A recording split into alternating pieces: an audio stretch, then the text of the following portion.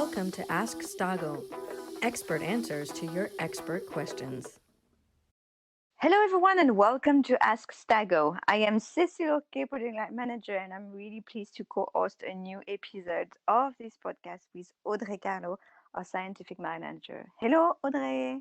Hello, Cécile. Today is a really special episode, Audrey. Can you tell us why? Well, as you know, Cécile, our podcast is usually dedicated to answer any scientific or technical question about hemostasis or the daily organization in the lab. But you know, if I'm doing this job, actually, it is because I know that diagnostics is of primary importance to be sure that physicians can provide accurate care to patients. And today, we are on October 13, and this is a very special day because it is World Thrombosis Day. Did you know that thrombosis is a condition that contributes to the death of 1 in 4 people around the world every year? We have decided to create a special episode and participate in the World Thrombosis Day (WTD) campaign that is dedicated to bring awareness around clotting. To participate to this amazing initiative, we wanted to share with our listeners the story of 3 patients affected with coagulation issues, a way to help everyone to be more aware about the risks, their symptoms, but also to shed light on the lab importance and how the lab staff agents can play a key role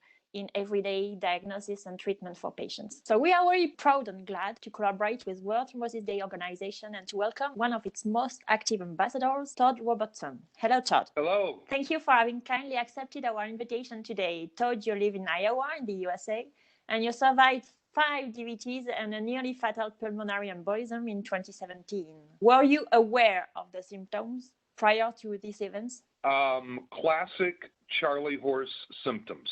It felt like a pulled muscle. For all 5 DVTs, it was exactly the same. Very tender in the calf area, red, swollen, warm to the touch. It felt like a Charlie horse, which is why I didn't go in right away. It took me a couple of days, but I never let that happen again because the longer you wait with this and the more chance it has to turn into a mobile clot, which is a pulmonary embolism, the worst things can get for sure. Okay, so it took you a few times to realize that it was more than what you think. What had actually happened was, and I kind of go back to the beginning. So you got to remember, I was living my entire life with factor V Leiden, being homozygous, inheriting it from both parents. And I had no problems. Didn't even know I had a blood clotting disorder. And I had the injury. I cut open the back of my leg. 3 days later, that's when I got the DVT. That was my first DVT. So I look at that injury as almost like a trigger event. To me, it threw the switch to the on position for factor V Leiden, and now the switch won't turn off. But to go back to your question, 3 days into my injury when I was at home, I remember I looked down at my foot, and I saw purple splotches and purple patches all over my foot. So I knew I was in trouble. So at that point, I really didn't hesitate. I knew I had to go in. And when you went to the hospital, what happened? Did you had extra scans? Or? I had an ultrasound done of my right leg, and I ended up staying in the hospital for 14 days for a DVT. They couldn't get my INR stabilized. It kept going up and down. They had a real hard, they weren't going to send me home until they could get my INR within range. And according to the pulmonary embolism you experienced, so when it happened, you start being short breathness, I suppose? Actually, this can differ from one patient to the next. You know, that you've got your classic symptoms from pulmonary embolism, shortness of breath and lung pain when you breathe.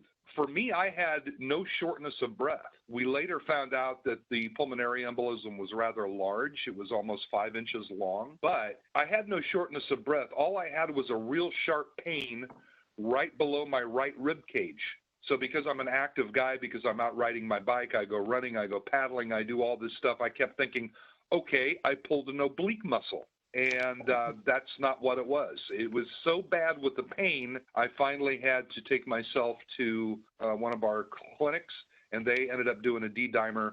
My D-dimer was high. They sent me to the hospital, and that's when I had a CT scan. And as a patient at that time, were you lost into all these tests when we talk about D-dimer or INR? How did you manage the scientific information around your disease? I've always had a really good doctor My doctor explained to me what a D-dimer was. When I had my pulmonary embolism, they told me what the CT scan does, what they were going to be looking for. I knew what all the tests were looking for and kind of how they work. I was just really surprised that they started finding so many blood clots. But you got to be really consistent with your anticoagulants.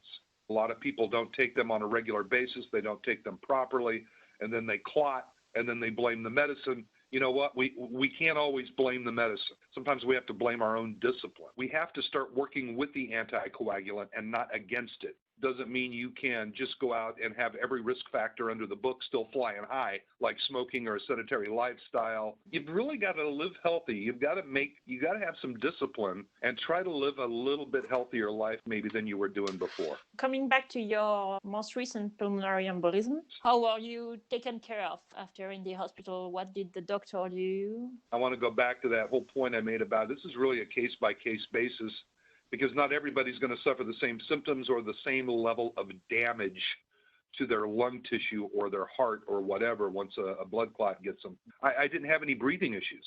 So why would I need to stay in a hospital for 2 or 3 days? So I went home after 3 hours in the ER with a pulmonary embolism because it was not making me short of breath. The serious danger and immediate threat to death had already passed. The recovery began. I started exercising within a few weeks and slowly just got back to normal in probably 3 or 4 months to where I was in better shape now than I was before the pulmonary embolism. And you have decided to become really active into the campaign of World Thrombosis Day, but Evan, you told us a little bit before in the preparation, also in the awareness around your area. What is for you the things that you would like people to understand today about it? Well, you know, when I first saw the statistic that 1 American dies every 6 minutes from a pulmonary embolism, I was completely floored at that statistic.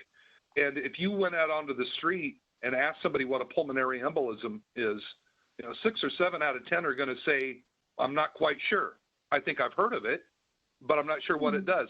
The more people understand the risks and the symptoms, the less likely they are to blow off that Charlie horse symptom that they may be feeling in their calf. Or maybe the shortness of breath and lung pain, maybe I should go get seen. If we can just lower the numbers a little bit, I think that's going to make a huge difference. So that's my goal. I want to lower the statistics. So, something that is important for us is, for example, you mentioned that you needed the D-dimer. For lab staff, it's when we have a sample coming, we do our best to bring the result as fast as we can. I don't know if sometimes the patient realizes it and how, but if you have to say something to this lab staff that are listening and needs maybe to have some motivation every day to come to work, what would you tell them? But I guess the only thing I would say would be, the one thing that we don't have enough of in this world is empathy. Just try to put yourself in that person's shoes for a couple of minutes when it comes to these blood clot things, because it is hard for them to understand. It's not like just catching a cold. It's a completely different thing. Just try to answer their questions, and you guys give them the results as soon as you can. I think that sometimes we're just, as patients, we're impatient because we want all the answers now, and it's not that easy. So today, do you feel completely healthy and nice, or do you still have to take care of that? All I'm doing is I'm taking my pill every day. I'll do that for the remainder of my life. I don't have any problem with that. As far as blood clot and healing from the damage and all that, I've made a 100% full recovery. It's like it never happened. So today, to answer your question, today I'm feeling absolutely awesome. Survivors can do anything. Thank you again for being with us today. It was really great talking to you. Thank you very much for taking the time. And most of all, please keep going on working on this awareness. Because it is now time to close this episode.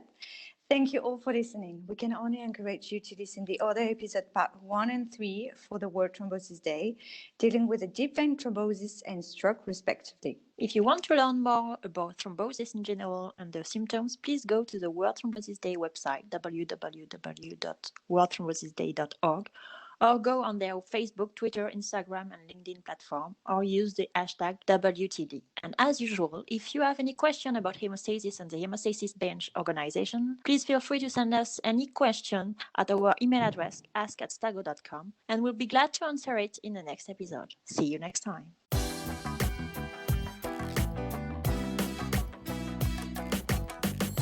This This podcast is brought to you by Stago. Diagnostics is in our blood.